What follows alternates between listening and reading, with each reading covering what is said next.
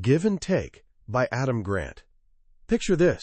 It's a sunny Saturday afternoon in Silicon Valley. Two fathers stand on the sidelines of a soccer field, watching their young daughters play. One of them is Danny Shader, a seasoned entrepreneur who's built and sold companies to giants like Amazon and Motorola for hundreds of millions of dollars. He's the kind of person with the golden touch. The other father is David Hornick, a venture capitalist whose job is to find the next big thing and invest in it. After some sideline chatter, Shader mentions he's working on a new idea and asks Hornick if he'd like to hear the pitch. For a venture capitalist, this is like being a music producer and having a young Paul McCartney ask if you want to hear a new tune he's working on. It's a massive opportunity. A few days later, Shader pitches his idea, and Hornick loves it. He immediately offers to fund the company. Now, in the high-stakes world of venture capital, this is where the game usually gets intense. The standard move is to give the entrepreneur an exploding offer, a deadline to accept the money before it vanishes. It's a power play designed to lock them in before they can shop around. But David Hornick doesn't do that. Instead, he tells Shader, take as much time as you need to make the right decision. He even encourages him to pitch to other investors. He believes his job is to serve the entrepreneur, not pressure them. He sends Shader a list of 40 people who can vouch for him, to show what it's like to work with him. Shader takes the next few weeks and pitches his idea to other firms. A few weeks later, Hornick's phone rings. It's Shader. He's made his decision. And he's going with another investor. Shader explains that Hornick seems like such a great, affable guy that he was worried he wouldn't be tough enough. He wanted someone on his board who would challenge him more. He tells Hornick, my heart said to go with you, but my head said to go with them. I decided to go with my head. Hornick is devastated. He wonders if he's just a fool. If he had played the game, applied pressure, maybe he would have landed the deal. He spent a decade building a reputation for being generous and trustworthy, and it just cost him a massive opportunity. It seems he just learned a hard lesson, one that we've all heard our entire lives. Good guys finish last. Or do they?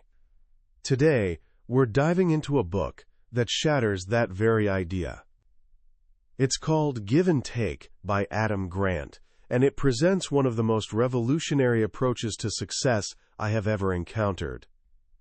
Grant, a brilliant organizational psychologist, spent over a decade studying the hidden dynamics of success, and what he found turns conventional wisdom completely on its head. By the end of our time together, you'll understand a secret that the world's most quietly successful people live by. You'll learn about the 3 types of people in this world: the givers, the takers, and the matchers. And you'll discover the one crucial difference that separates the givers who end up at the top of the ladder from those who get left at the bottom. This isn't just about being nice. It's about being smart, strategic, and ultimately more successful than you ever thought possible. Not by climbing over others, but by lifting them up. In every interaction we have, whether at school, at work, or with friends, we make a choice. Do we try to get as much as we can from the other person? Or do we try to contribute value without worrying about what we'll get in return? According to Adam Grant, this choice defines our reciprocity style, and it falls into one of 3 categories. First, there are the takers. Takers are easy to spot. They have a simple philosophy: get more than you give. They see the world as a competitive dog-eat-dog place, and to win, they believe they have to be better than everyone else. When they help others, it's strategic. They're always asking, what's in it for me? They build networks to serve themselves. They hog the credit when things go well, and they're quick to point fingers when things go wrong. Then there are the matchers. Matchers are the majority of people. They operate on the principle of fairness and equality. Their motto is an eye for an eye, or you scratch my back, I'll scratch yours. If you do them a favor, they feel a deep-seated need to return it. They keep a mental ledger of credits and debits. Matchers believe in a world of even exchanges, and they get uncomfortable if they feel indebted to someone or if someone owes them for too long. They create a world that is fair and predictable. And finally, there are the givers. Givers are a rarer breed. They operate on a principle that feels almost radical in today's world.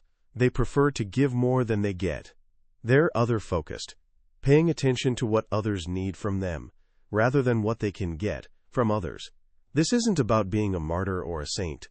It's simply a default way of operating. When a giver meets someone, their first instinct isn't, "What can this person do for me?" but rather, "What can I do for this person?"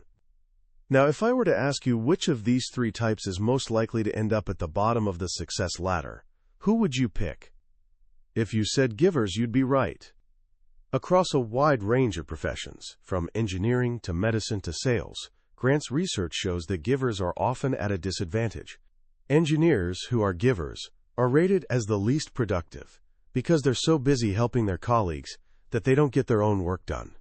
Medical students with high giver scores often have the lowest grades because they spend more time helping their peers study than focusing on their own knowledge gaps. In sales, givers often bring in the least revenue because they're so focused on the customer's best interest that they're not willing to sell aggressively. They are, in many ways, the doormats of the world, sacrificing their own success to help others. So if givers are at the bottom, who's at the top, takers or matchers? The answer is neither. When Grant looked again at the data, he found a shocking pattern. At the very top of the success ladder were the givers again. This is the central paradox of the book. Givers dominate both the bottom and the top of the success ladder, while takers and matchers tend to land in the middle. The worst performers are often selfless, burned-out givers. But the best performers, the superstars, the legends, are also givers. This creates the most important question of all. What separates the successful givers from the ones who fail? How do they avoid becoming doormats and instead rise to the top? The answer lies in how they navigate the world of networking, collaboration, and influence. Let's start with how these three types build relationships. Takers are often master networkers, but their style is purely transactional. A classic example Grant uses is Kenneth Lay, the infamous CEO of Enron. Lay was brilliant at building a network of powerful people, from presidents to prime ministers. He would do favors for influential people, creating a sense of obligation that he could cash in later. He was a master of kissing up and kicking down, charming to his superiors, but dismissive and controlling with his subordinates. Takers like Lay are often fakers. They put on the mask of a giver when they're dealing with someone who can help them, but their true nature eventually leaks out. They might use self-absorbed language, always talking about I, me, and my. Grant points to a fascinating study showing that you could predict a CEO's taker tendencies just by looking at their company's annual report. Taker CEOs, like Lay, often featured huge, full-page photos of themselves, putting themselves at the center of the universe. They also had massive pay gaps between themselves and their next highest-paid executive. Over time, this self-serving approach burns bridges. Matchers, who make up most of the world, believe in fairness.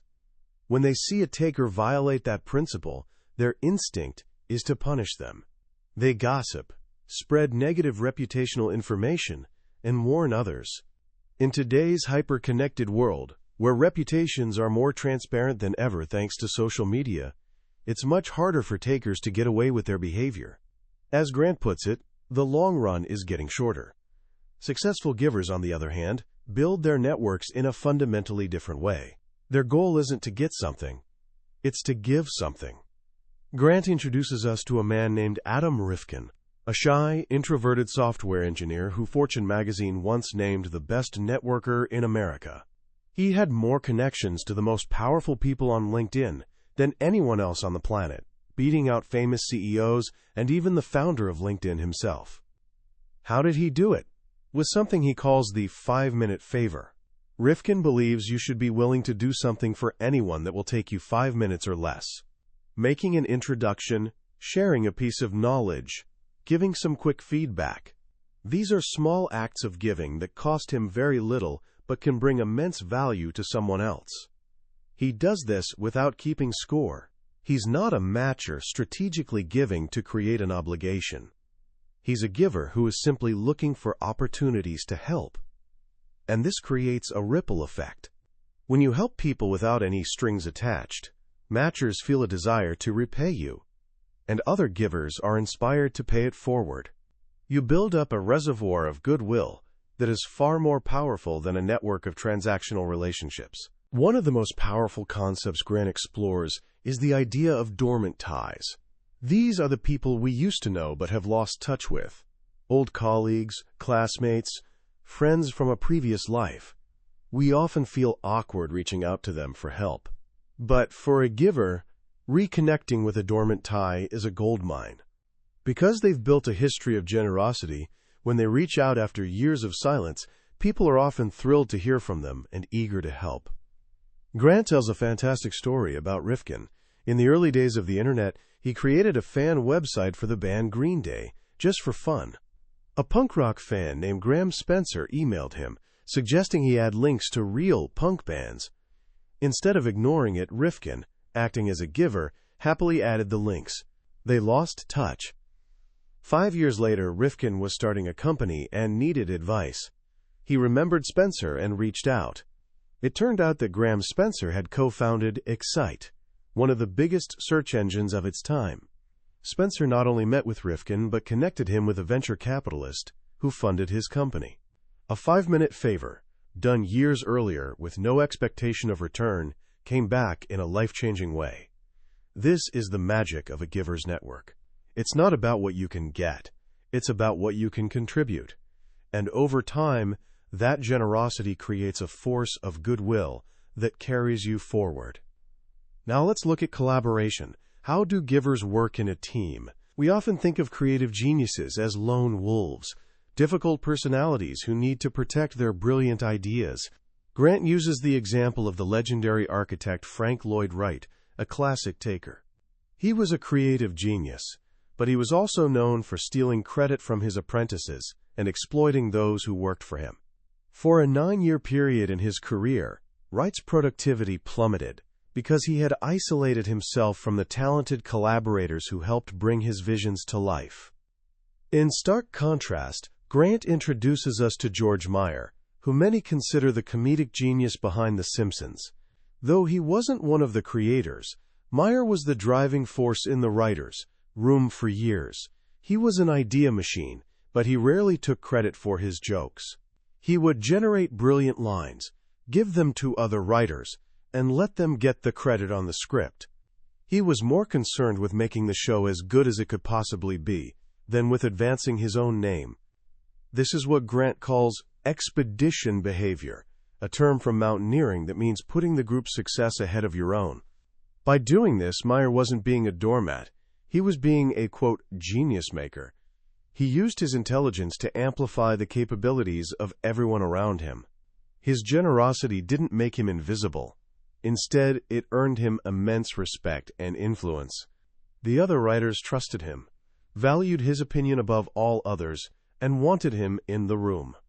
When he tried to leave the show, they banded together to persuade him to stay. His success created a ripple effect. Instead of a zero-sum game where one person's win is another's loss, Meyer expanded the pie for everyone. When the show succeeded, everyone succeeded.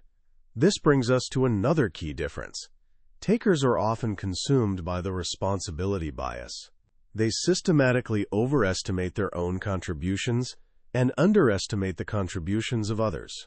Jonas Salk, the man credited with the polio vaccine, famously failed to acknowledge his lab team at the press conference announcing his discovery. His team was devastated, and his reputation in the scientific community never fully recovered. He was seen as a taker who hogged the credit. Givers like Meyer, on the other hand, are so focused on the collective goal that they often underestimate their own contributions.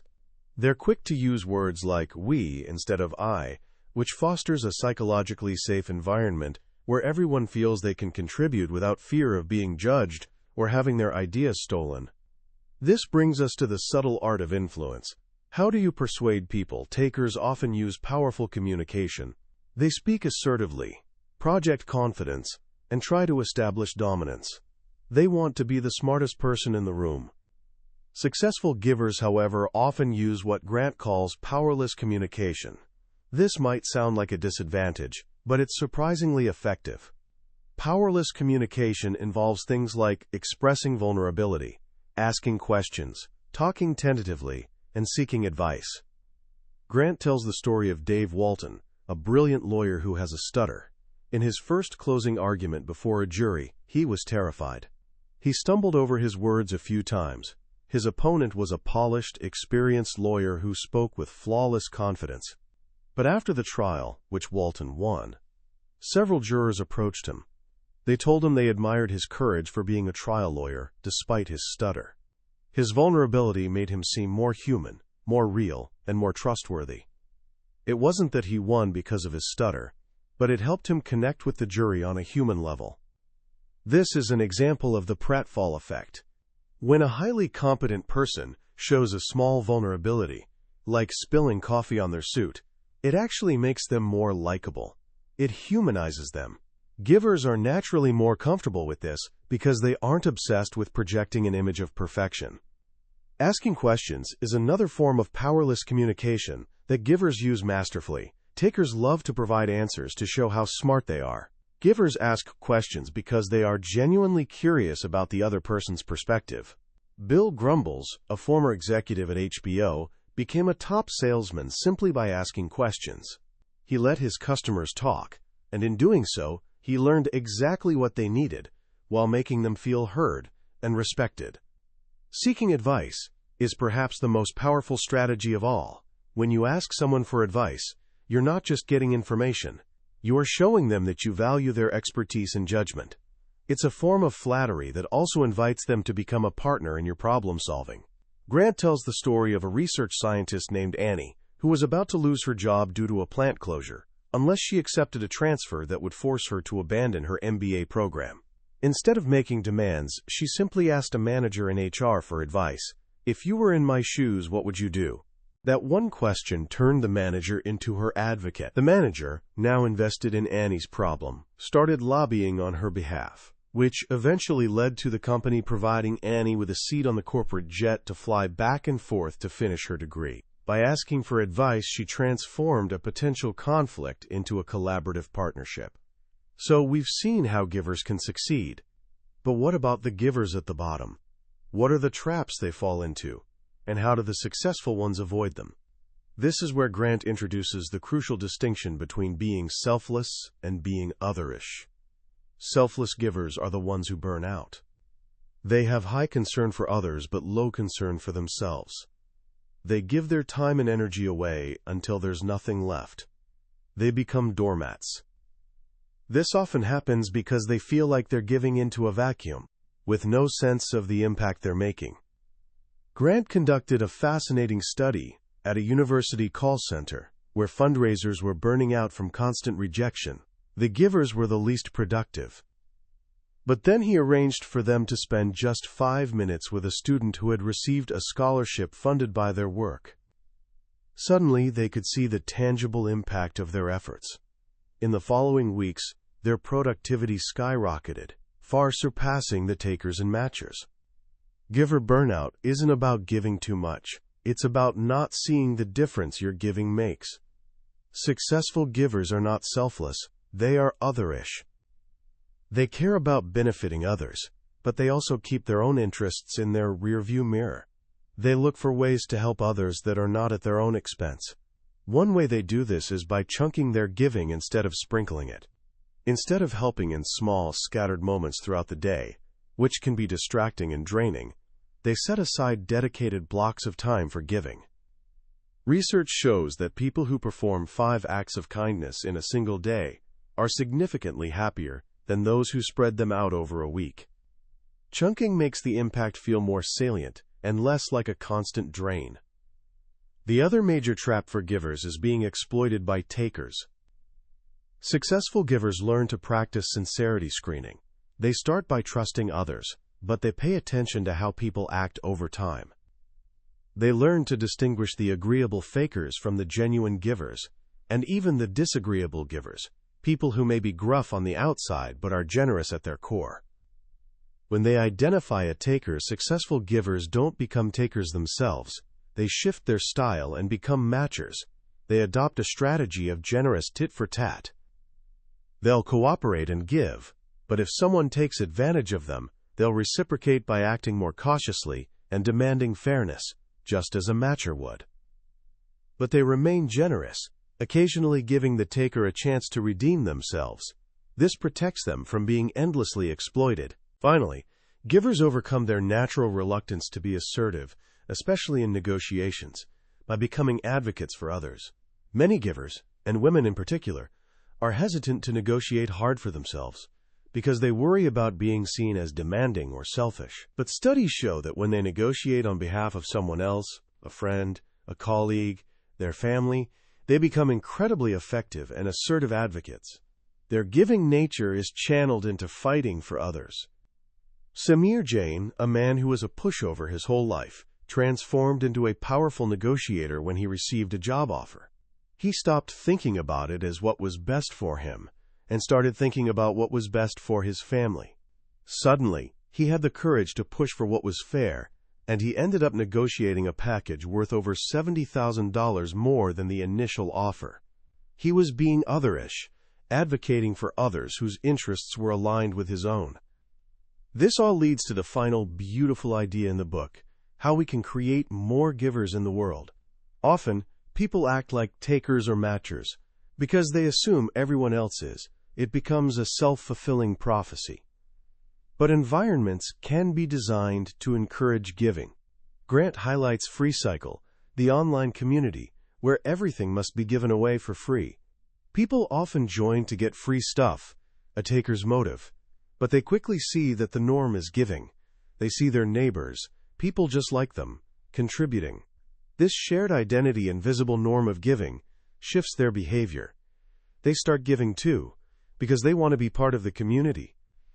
A similar effect happens in an exercise Grant uses, called the reciprocity ring. A group of people get together, and each person makes a request.